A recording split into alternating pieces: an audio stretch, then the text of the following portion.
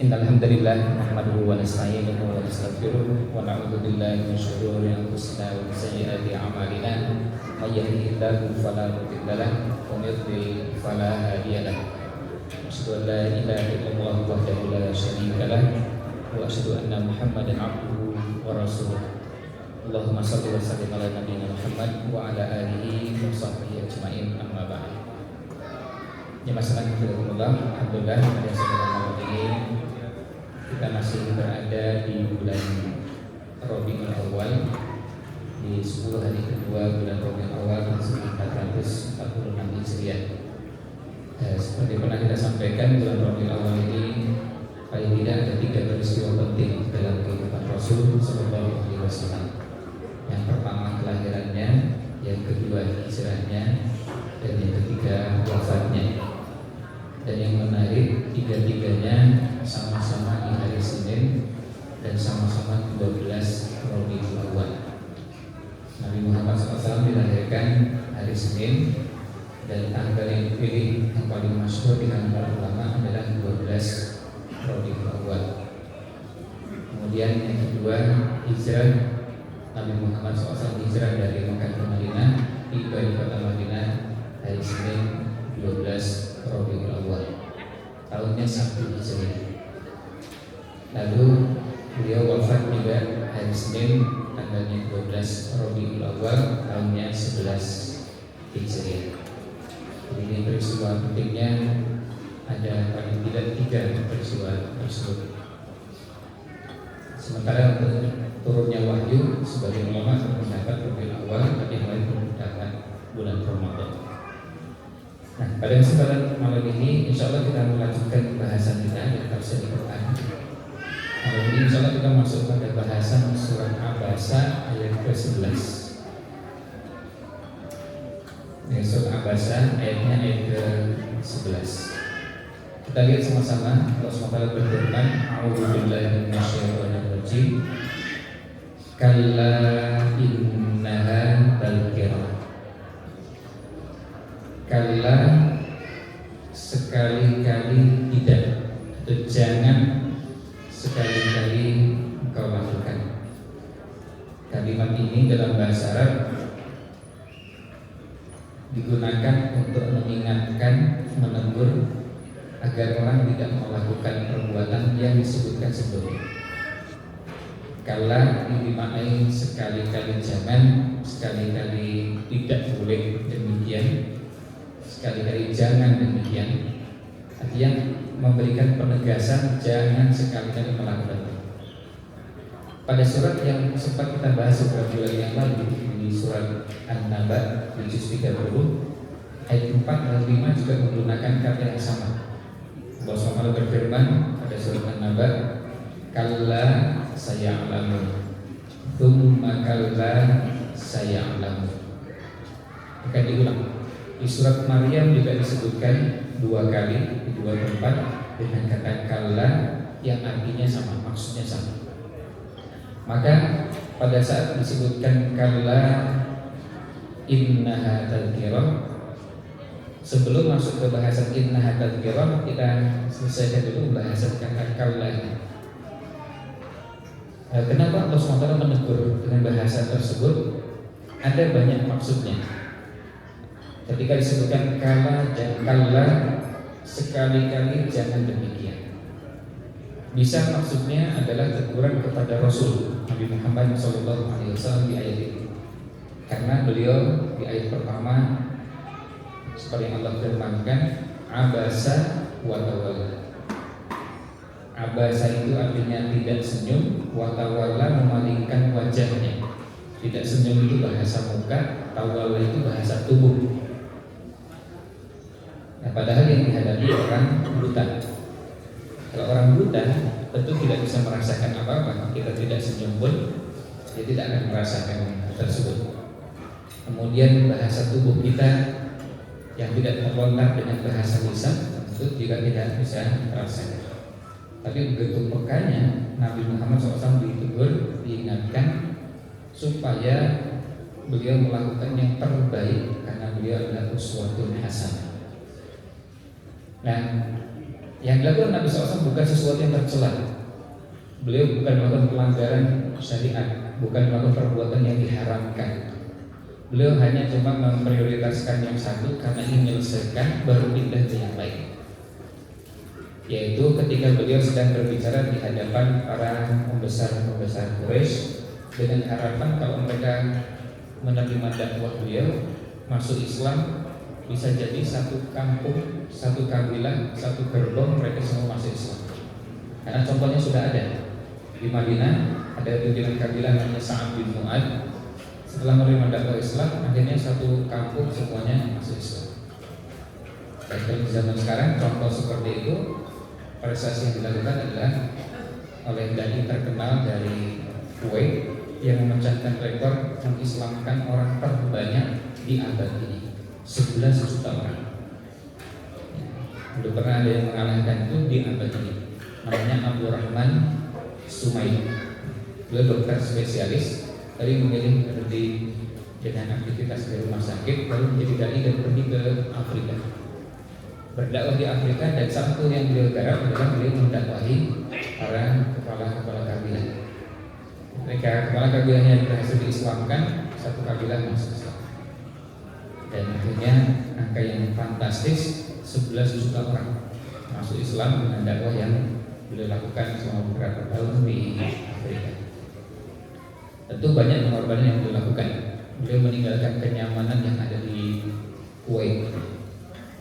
Jadi kalau ingin hidup enak kan kalau usah kemana-mana, cuma tinggal di Kuwait kan malah enak.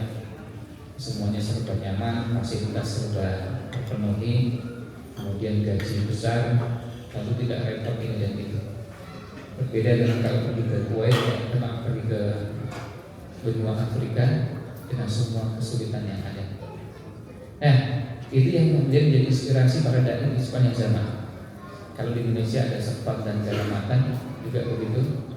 Beliau mendakwahi sekian banyak kepala kabilah, dan ketika kepala sukunya masuk Islam, maka kabilahnya juga sukunya masuk Islam.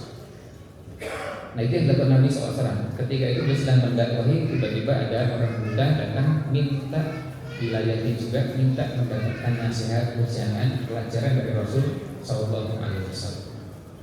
Nah, beliau ingin menyelesaikan dulu ini orang-orang yang ada di hadapannya, para pembesar Quraisy. Beliau ingin selesaikan dulu, baru pindah ke orang muda ini. Nah, dari situ juga ada ungkapan yang disebutkan oleh sebagian ulama bahwa yang namanya maslahat itu ada dua. Kemaslahatan dan kebaikan itu ada dua. Yang pertama, kemaslahatan dinamakan maslahah muhaqqaqah. Kemaslahatan yang sudah pasti, sudah jelas dan ada di depan mata. Dan yang kedua, ada kemaslahatan tapi kemaslahatan yang belum pasti, diduga akan ada kemaslahatan.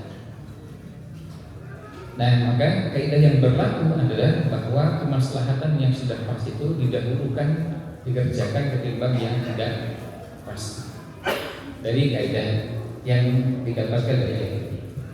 Jadi kadang-kadang bisa jadi kita mengejar sesuatu yang belum pasti, sementara yang sudah pasti yang seharusnya dilakukan malah tidak dikerjakan. Ya, apalagi kalau itu perbandingannya antara yang wajib dengan yang sunnah, tentu yang didahulukan yang wajib ketimbang yang sunnah. Nah, kembali ke bahasan kita. Jadi Allah menegur Rasulnya untuk jadi pelajaran bagi kita. Dan salah satu pelajaran yang disebutkan oleh beberapa ulama tafsir di ayat ini adalah bahwa kalau kita mendakwahi orang, siapapun orang tersebut, semuanya setara.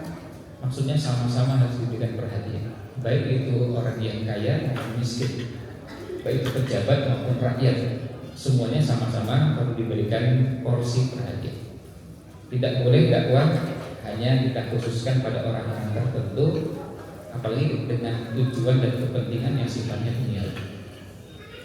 Tentu berbeda dengan kalau misalnya ada sebagian orang ingin fokus dakwahnya pada kalangan tertentu, itu boleh. Misalnya ada yang merasa bahwa saya itu bisa berdakwah ke segmen tertentu, kalangan tertentu. Ada yang lebih terampil berdakwah untuk remaja, Ada yang lebih terlalu berdakwah untuk anak-anak. Sebaliknya ada yang lebih bisa diterima oleh masyarakat luas, kalangan orang-orang tua. Nah, masing-masing dengan caranya sendiri. Jarang kita temukan ada seorang dai cocok untuk semua kalangan. Makanya kita temukan ada dai-dai yang kalau selama di anak-anak lebih disukai oleh anak, tapi tidak disukai oleh orang tua. Sebaliknya di beberapa pengajian orang tua menikmati, tetapi anak-anak tidak merasa menikmati cara penyajian. Nah, kalau ini bukan bertentangan dengan yang kita bahas. Kali ini hanya memilih kita akan fokus pada bagian yang mana. Karena segmen dakwah begitu luas, maka akan ada yang berbagi. Saya akan lebih banyak menggarap A, yang lain menggarap B, C sampai dengan Z. Karena banyaknya segmen dakwah. Dan disinilah yang namanya perlu berbagi peran. Tidak semua bisa kita kerjakan. Nah, kemudian ketika disebutkan kalla innaha tadhkirah, di sini ditegaskan oleh beberapa ulama bahwa ketika sudah disebutkan kalla jangan sampai seperti itu, innaha tadhkirah, sesungguhnya hal tersebut adalah tadhkirah, peringatan. Innaha bisa maknanya pertama Al-Quran, bahwa Al-Quran itu sebagai pengingat, sebagai peringatan untuk semua. Dan bisa juga yang kedua maknanya innaha di sini adalah wasiat yang sudah disampaikan sebelumnya. Kalau bicara tentang Quran, bahwa Al-Quran itu sebagai peringatan, maksudnya adalah sebagai pengingat kita yang kadang-kadang lalai. Itu sebabnya Al-Quran itu ketika kita lihat kewajiban kita terhadap Al-Quran, masing-masing punya fungsi untuk diri kita. Ada Al-Quran yang kita tilawah, kita baca. Ketika kita membaca Al-Quran, punya manfaat kepada diri kita, berbeda dengan ketika Al-Quran itu dihafal. Dan belajar baca Quran dengan kaidah tajwid yang ada, lalu melibatkan semua makharijul huruf yang ada dan sifat huruf yang ada, itu juga punya fungsi kepada diri yang berbeda dengan kalau kita menghafal, kalau kita mengkaji isinya, tafsir, kalau kita mentadabburi Al-Quran, dan juga berbeda dengan kalau kita mengamalkan. Masing-masing punya fungsi. Makanya tidak benar kalau ada orang mengatakan bahwa Al-Quran itu yang penting diamalkan. Ya, Al-Quran itu penting diamalkan, tapi juga penting dibaca. Karena masing-masing fungsinya berbeda. Dibaca sendiri, dihafal sendiri, dipahami sendiri, diamalkan sendiri. Masing-masing punya fungsi yang berbeda-beda. Nah, disitulah kemudian beberapa ahli kesehatan menyebutkan bahwa kenapa Al-Quran itu sebagai sifat, sebagai obat. Karena fungsi Al-Quran sebagai sifat itu masing-masing tergantung dari bagaimana kita menjalankan kewajiban kita pada Al-Quran. Sekarang kalau kita belajar membaca Al-Quran dengan makhraj huruf yang ada, kita akan merasakan perbedaan ketika kita mengucapkan dengan kita cuma diam dan mikir, tidak mengucapkan sama sekali. Kita mengucapkan melatih beberapa huruf, lalu kita ucapkan dengan sebisa mungkin mendekati kaidah yang benar. Misalnya ketika kita menyebutkan qul huwallahu ahad, berbeda dengan qul a'udzu birabbin nas. Bin nas ada nun yang ditasdidkan dan ditahan. Masing-masing tempat keluar hurufnya berbeda, cara mengucapkannya berbeda, dan nanti manfaatnya kepada diri kita juga berbeda. Ini pada saat kita membaca. Nah, nanti manfaat itu akan terasa berbeda dengan ketika kita menghafalkannya. Al-Quran yang dihafalkan berbeda dengan Al-Quran yang sekedar dibaca. Dan ada cara juga yang kita temukan dalam Al-Quran. Allah mengajarkan kepada Rasulnya, la tuharrik bihi lisanaka lita'jala bihi. Jangan kamu menggerakkan lisanmu sebelum malaikat Jibril membacakannya. Maksudnya jangan tergesa-gesa. Dengarkan dulu, kemudian baru ditirukan. Itu sebabnya salah satu metode belajar Quran adalah dengan metode talaqi. Talaqi itu artinya kita mendengar langsung dari guru kita. Ada yang menyingkat dengan istilah metal. Metal maksudnya metode talaqi. Caranya gimana? Guru membacakan lalu ditirukan, bacakan, ditirukan. Dan guru ketika melihat muridnya membacakan dan menirukan, ada yang ketika dibacakan bacaannya keliru. Itu sebabnya kalau kita belajar Quran yang paling efektif adalah belajar dengan langsung ada gurunya, baik offline maupun online. Bukan dengan cara kita cuma mendengar lalu mingkem. Kita nggak belajar sama sekali. Kita bisa melihat, kita bisa mendengar, tapi lisan kita tidak terlatih. Kita bisa melihat ada Imam Masjidil Haram baca, ada imam dari Mesir, dari sekian banyak negara membacakan dengan sangat fasih, sangat indah, tapi kita cuma mingkem. Berbeda dengan kalau kita mencoba untuk menirukan, akan ada hasil yang berbeda. Itu padahal membaca punya manfaat sendiri, mendengarkan punya manfaat, menghafal juga punya manfaat, sama juga dengan memahami isi. Memahami isinya itu tidak sama dengan membaca. Ada sisi yang digarap, yaitu apa? Kemampuan berpikir kita, termasuk juga melibatkan hati dan perasaan. Itu sebabnya kenapa ketika ayat dibacakan kepada sahabat, ada yang ketika dibacakan lalu sahabatnya nangis, karena merasa ada sesuatu yang terasa berbeda. Ketika turun firman Allah SWT, idza jaa nasrullahi wal fath wa ra'aitan nasa yadkhuluna fi dinillahi afwaja. Ada yang ketika membaca ayat itu langsung nangis. Ketika ditanya kenapa, ini berarti ayat ini pertanda Nabi Muhammad SAW akan wafat. Sebentar lagi beliau akan wafat. Kok bisa kan? Karena wa ra'aitan nas, Anda akan melihat umat manusia yang dulu nanti dinillahi afwaja, masuk ke dalam agama Islam ini berbondong-bondong. Kalau orang sudah masuk dalam Islam, lalu sudah berislam, sudah belajar memahami Islam, belajar mengamalkan, berarti tugasnya sudah selesai.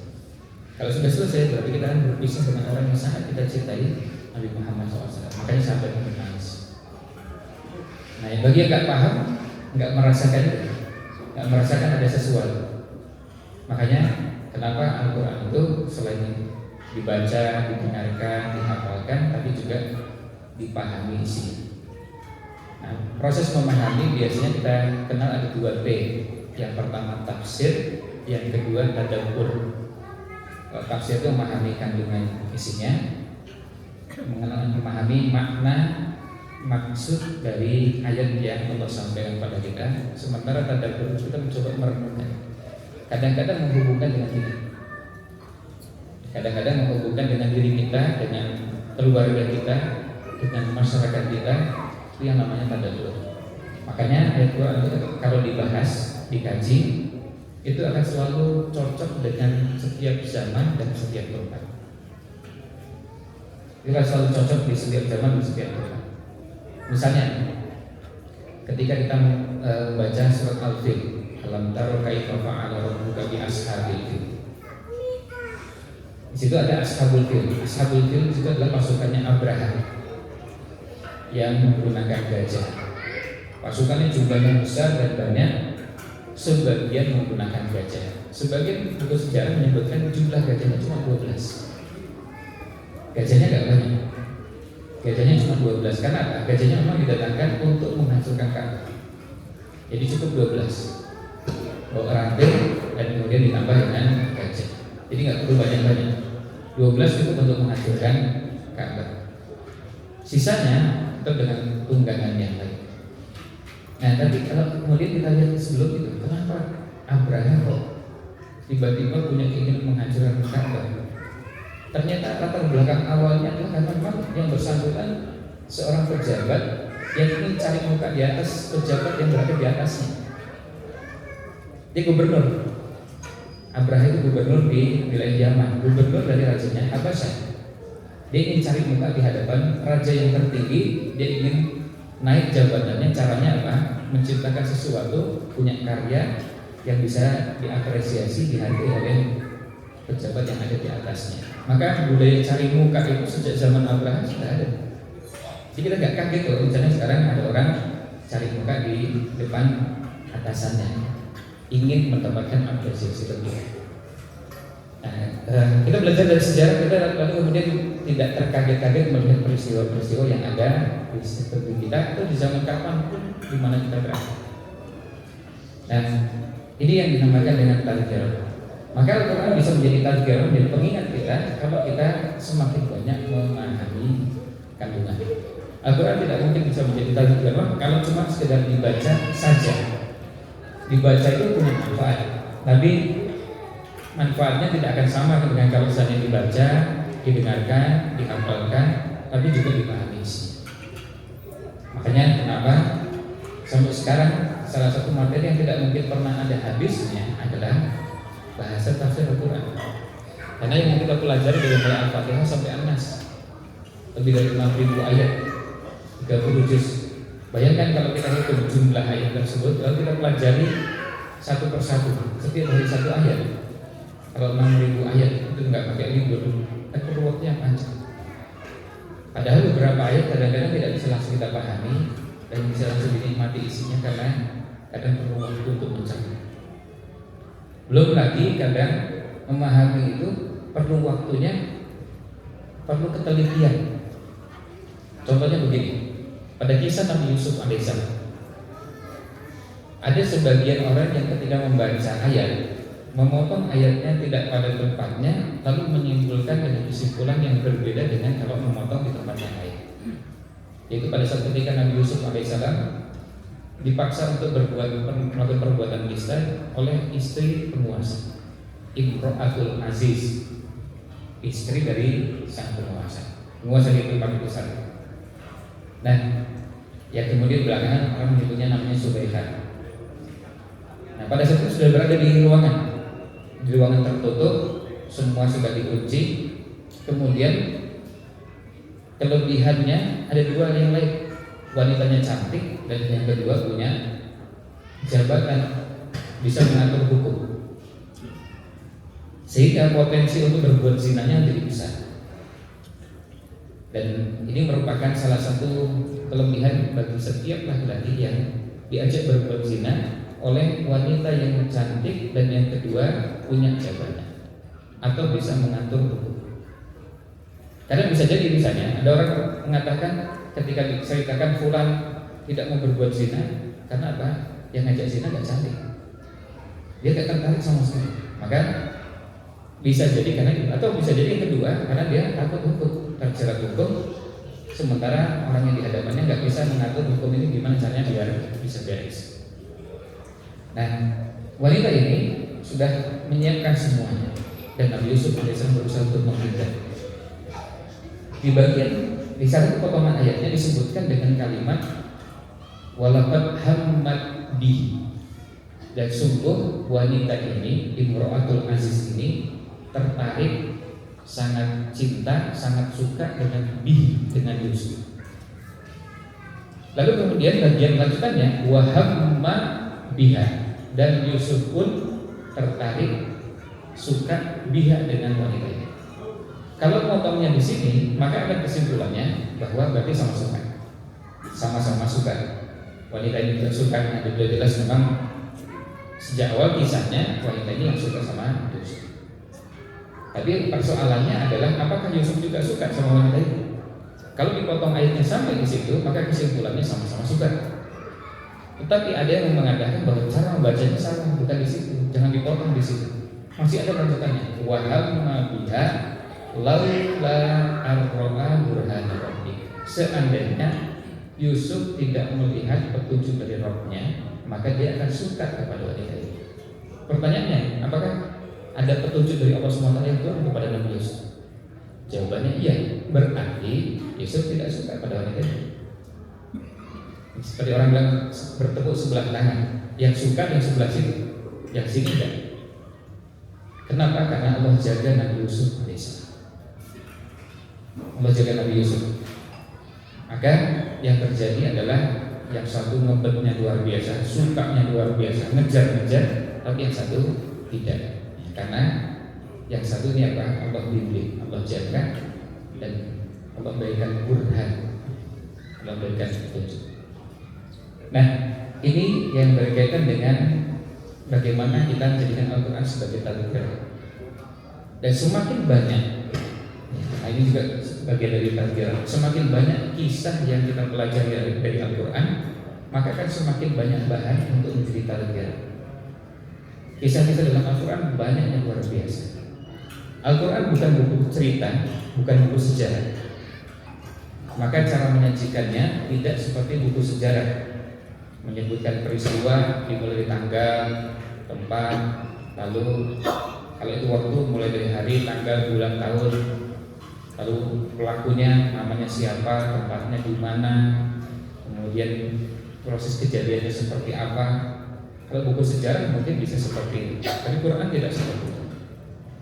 Tetapi Quran menjelaskan hal-hal yang penting untuk jadi pelajaran, untuk jadi pelajaran.